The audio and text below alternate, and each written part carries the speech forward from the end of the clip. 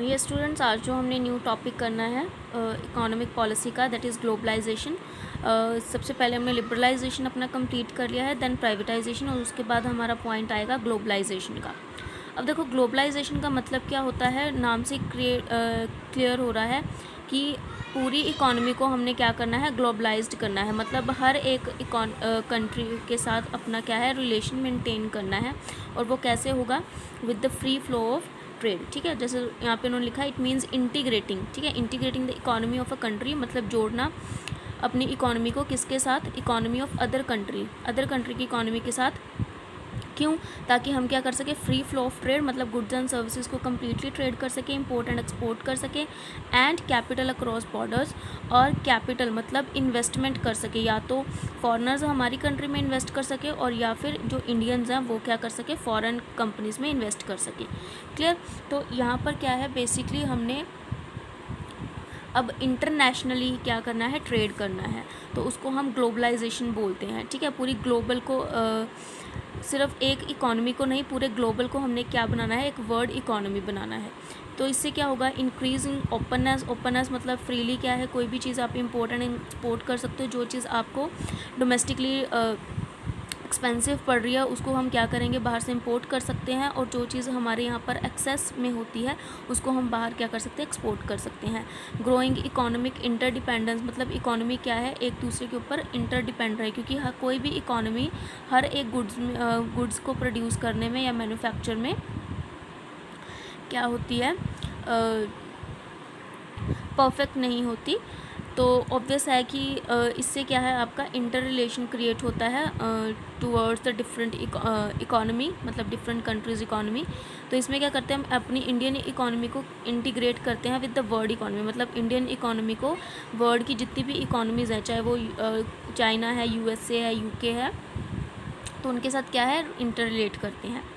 अब देखो, जो ग्लोबलाइजेशन का सबसे मेन पॉइंट एक तो आता है आपके पास बच्चे आउटसोर्सिंग, मतलब आउटसोर्सिंग मेनली क्या है, जो इंटर रिलेट करती है विद डिफरेंट कंट्रीज़ को। अब जैसे आउटसोर्सिंग का मीनिंग आई होप आपको क्लियर होगा, बट मैं फिर एक्सप्लेन कर देती हूँ, क्योंकि देखो जनरल आउटसोर्सिंग का मतलब क्या होता है कि अपना काम दूसरों से करवाना। ठीक है, तो इसमें क्या था, आउटसोर्सिंग में ये जो है मेन आउटकम है आपकी प्रोसेस ऑफ ग्लोबलाइजेशन का, क्योंकि आउटसोर्सिंग में डिफरेंट जो कंट्रीज़ होती हैं एक दूसरे के साथ कनेक्ट होती हैं, एक कंट्री दूसरी कंट्री से अपना वर्क करवाती है। ठीक है, मीन्स वहाँ के लोगों से। अब जैसे देखो, मेनली आपको ये चीज़ पता होगी, बीपीओ क्या होता है, बिजनेस प्रोसेस आउटसोर्सिंग। ठीक है, इसमें क्या होता है, जैसे आपने नॉर्मली सुना होगा कॉल सेंटर्स के बारे में। ठीक है, कॉल सेंटर्स बेसिकली क्या होता है, बिजनेस प्रोसेस आउटसोर्सिंग, मतलब जो वर्क किसके अंडर करते हैं, IT sector, mainly IT sector में। ठीक है, तो जो इंडिया है, इंडिया में जैसे मैंने पहले भी बोला था कि आईटी सेक्टर इंडिया का बहुत स्ट्रॉन्ग है। क्यों? क्योंकि ज़्यादातर जो एम्प्लॉयज़ हैं इंडिया के वो आईटी सेक्टर में हैं। क्योंकि देखो क्योंकि हमारे जो इंडिया की लेबर है, ठीक है, वो क्या है, बहुत चीप लेबर इजीली मिल जाती है, और स्किल्ड वर्कर्स होते हैं यहाँ पर। तो जो फॉरेनर्स को यहाँ पर क्या है, लो वेज रेट पर स्किल्ड वर्कर्स मिल जाते हैं। तो फॉरेनर्स क्या करते हैं, अपने कॉल सेंटर्स को या तो वहीं से वर्क करवाते हैं, मतलब इंडिया में ही वर्क करवाते हैं अपने कॉल सेंटर्स को ओपन करके। ठीक है, तो इसमें क्या होता है कि जितनी भी कंट्रीज़ होती हैं, ठीक है, वहाँ पर कोई भी फॉरेन कंट्री है, अगर जैसे सपोज लाइक विप्रो है, या जैसे इंडिया में आपकी देखो विप्रो है, इन्फोसिस है, तो ये सब क्या है, आईटी सेक्टर्स ही है ये। ठीक है, तो इनके क्या होते हैं, कॉल सेंटर्स होते हैं। तो डिफरेंट कंट्रीज़ में हम क्या है, लोगों को अलग अलग लोगों को क्या है, वर्क दे सकते हैं, उनकी कंट्री के लोगों को वर्क दे सकते हैं, जहाँ पर हमें क्या है, चीप लेबर अवेलेबल है। आपने देखो जनरली सुना होगा कि कोई भी है, जैसे पार्ट टाइम कॉल सेंटर में काम कर रहा है, कुछ भी है, तो कॉल सेंटर्स जो हैं इंडिया में बहुत ज़्यादा हैं, मतलब बीपीओ, बिजनेस प्रोसेसिंग आउटसोर्सिंग बहुत ज़्यादा है इंडिया में। क्लियर? तो नाइट शिफ्ट पर भी कॉल सेंटर्स में काम होता है, मॉर्निंग शिफ्ट्स पर भी कॉल सेंटर्स में काम होता है। तो बेसिकली जो इंडिया में आईटी सेक्टर्स बहुत स्ट्रॉन्ग है, और ज़्यादातर जो एम्प्लॉयमेंट जनरेट होती है इंडिया के लोगों को, वो आईटी सेक्टर से होती है। तो ये बेसिकली वही आउटसोर्सिंग है, क्योंकि बेसिकली हम वर्क किसका कर रहे हैं, फॉरेनर्स का कर रहे हैं। ठीक है, तो ये क्या है, ग्लोबलाइजेशन क्रिएट कर रहा है, एक इंटीग्रेशन रिलेशन शो कर रहा है बिटवीन द डिफरेंट इकोनॉमी। अब जैसे वही देखो, growth of IT industry in India, ठीक है, ये आपका बेसिकली कौन सा सेक्टर आता है, आईटी सेक्टर आता है। अब देखो नेक्स्ट क्या पास आते हैं, पॉलिसी स्ट्रेटजीज़, मतलब इसमें हमने क्या क्या बेसिकली देखना है ग्लोबलाइजेशन में, और क्या क्या जो गवर्नमेंट ने न्यू पॉलिसी स्ट्रेटजीज़ लेके आई रिगार्डिंग ग्लोबलाइजेशन, और क्या क्या चीज़ को उन्होंने रिमूव किया। तो जैसे फर्स्ट आएगा आपके पास increase in equity limit of foreign investment. Equity का मतलब क्या होता है बच्चे, ऑनर, ठीक है, ऑनर तो आप सब समझते ही हो, ठीक है, मालिक। तो पहले देखो क्या था, पहले हम इनवर्ड लुकिंग स्ट्रैटेजी ऑप्ट कर रहे थे, हम फॉरेन इन्वेस्टर्स को यहाँ पर अपनी कंपनीज़ में इन्वेस्ट करने नहीं दे रहे थे। तो बट उससे क्या था, हमारे पास बिल्कुल भी मॉडर्नाइजेशन क्रिएट नहीं हो पा रही थी, कंपटीशन कुछ नहीं था। तो उस बेसिस पर क्या किया, इसको रेज़ किया गया फ्रॉम 40%, पहले स्टार्टिंग में 40% रेज़ किया गया कि 40% तक जो फॉरेनर्स क्या है इन्वेस्ट कर सकते हैं, मतलब 60% शेयर किसका होगा, इंडिया का, और 40% किसका शेयर होगा, फॉरेनर्स का, ठीक है।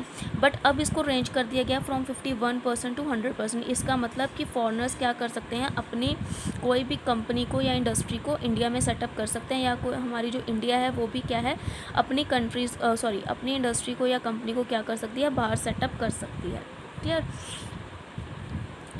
तो इससे क्या होगा, जो आपकी ऑब्वियसली है कंपटीशन एक तो बेसिकली इंक्रीज़ होगा, ठीक है, इन्वेस्टमेंट बेसिकली आपकी इकोनॉमी में आएगी, मनी फ्लो आपका इकोनॉमी में होगा। तो ये क्या है, आपकी ओवरऑल इकोनॉमी की क्या करेगी, ग्रोथ करेगी। अब जैसे देखो जितने भी एक्सपोर्ट ट्रेडिंग हाउस है, मतलब जैसे एक्सपोर्ट इंपोर्ट बैंक है, तो ये सब क्या है, इनमें भी अलाउ किया गया फॉरेन कैपिटल को, कि इसमें भी फॉरेन कैपिटल क्या अप टू 100% तक क्या है, इन्वॉल्व हो सकती है, ठीक है, मतलब फॉरेनर्स अपनी इन्वेस्टमेंट कर सकते हैं हमारे किसी भी इंडस्ट्रीज़ में। अब जैसे देखो 47 उन्होंने हाई प्रायोरिटी इंडस्ट्रीज़ बोली हैं, लाइक इसमें कुछ है जैसे होटल्स हो गया, केमिकल इंडस्ट्रीज़ हो गया, एयरपोर्ट इंडस्ट्रीज़ हो गए। तो इन इंडस्ट्रीज़ में फॉरेनर्स जो हैं अप टू 100% क्या है, अपनी इन्वेस्टमेंट कर सकते हैं, ठीक है। अब इंडिया में भी आपने बहुत देखा हो, बहुत से फॉरेनर्स जो हैं होटल्स हैं इंडिया में, क्लियर। तो इनका मेन मोटिव यही था कि ज़्यादा से ज़्यादा इन्वेस्टमेंट क्रिएट हो सके, कहाँ, हमारी इंडियन इकोनॉमी में। तो ये जो फॉरेनर्स इन्वेस्टमेंट का जो वर्क चलता है वो किसके अंडर चलता है, फैमा मतलब फॉरेन एक्सचेंज मैनेजमेंट एक्ट, ठीक है, मतलब इसके अंडर जो क्या है वर्क चलता है फॉरेन इन्वेस्टमेंट का। देन नेक्स्ट पॉइंट आता है बच्चे पार्शियल कन्वर्टिबिलिटी। अब देखो पार्शियल कन्वर्टिबिलिटी का मतलब क्या है, सबसे पहले कन्वर्टिबिलिटी मतलब एक्सचेंज करना, पार्शियल मतलब कुछ रेस्ट्रिक्शन बेसिस पर, ठीक है। तो देखो पार्शियल कन्वर्टिबिलिटी का मतलब क्या होता है कि जब हम अपनी इंडियन रुपी को कन्वर्ट करते हैं फॉरेनर्स में, फॉरेन करेंसी में, ठीक है, तो वो किन किन केसेस में।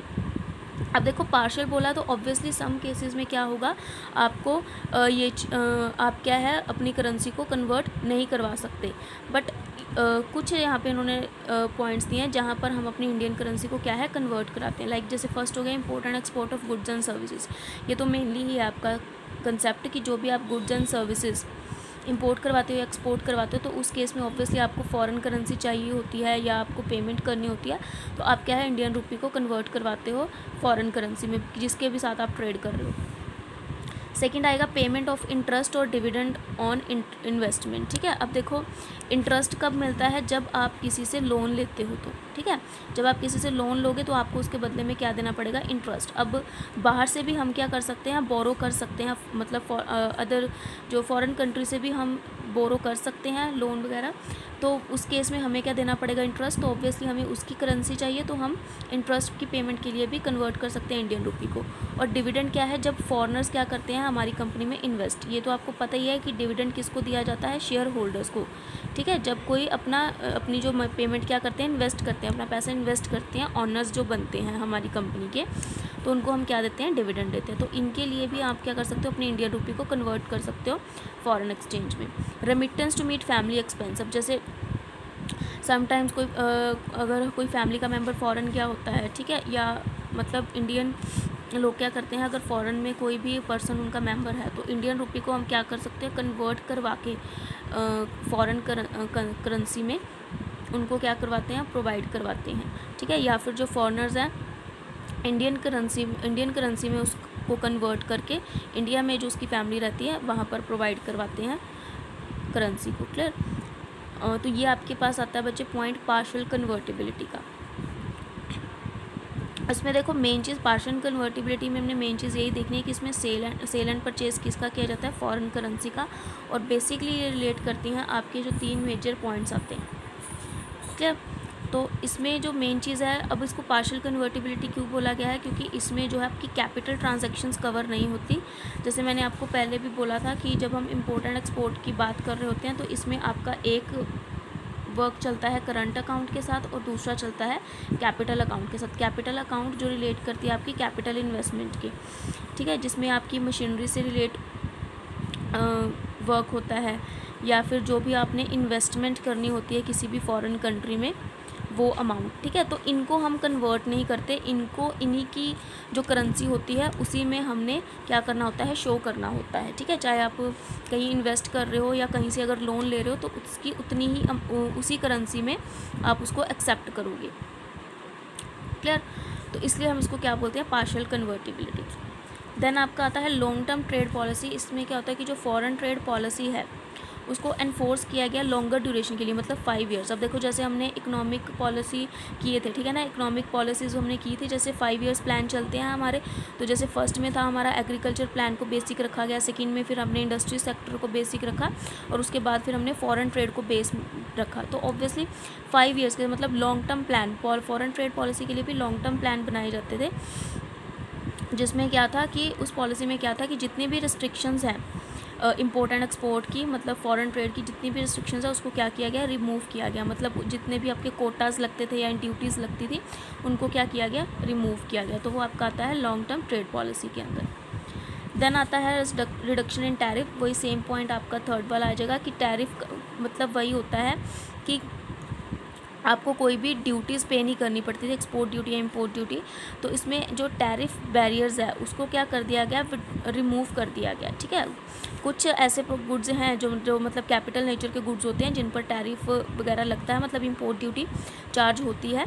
ये नहीं है कि बिल्कुल भी चार्ज नहीं होती, बट ज़्यादातर मतलब बहुत हैवी ड्यूटी चार्ज नहीं होती। जनरली क्या है, टैरिफ बैरियर्स को क्या किया गया, रेस्ट्रिक्ट किया गया, ठीक है। देन आता है विड्रॉल ऑफ क्वांटिटेटिव रेस्ट्रिक्शंस। अब ये भी सिमिलर पॉइंट है कि जब देखो पहले क्या था, इंपोर्ट आइटम्स पर रेस्ट्रिक्शंस थी कि हम ज़्यादा से ज़्यादा कितना इंपोर्ट कर सकते हैं, गवर्नमेंट ने ये रिस्ट्रिक्शंस लगाई थी। बट अब क्या है, अब वही चीज़ है ग्लोबलाइजेशन से, अब कोई भी रेस्ट्रिक्शन नहीं है टुवर्ड्स द इम्पोर्ट गुड्स। अब जितना अगर हमें क्वांटिटी में इंपोर्ट करना है हम उतना क्या है इंपोर्ट कर सकते हैं, क्लियर। तो ये बच्चे आपका पॉइंट था ग्लोबलाइजेशन का, क्लियर। तो ग्लोबलाइजेशन अब मतलब तीनों हमारे कंप्लीट हो चुके हैं, लिबरलाइजेशन, प्राइवेटाइजेशन और ग्लोबलाइजेशन। अब उसके आगे हमने जस्ट इसके मेरिट्स एंड डीमेरिट्स ही देखने कि एलपीजी के क्या क्या फ़ायदे हुए इंडिया को और क्या क्या नुकसान हुए, क्लियर। ओके, थैंक यू बच्चे।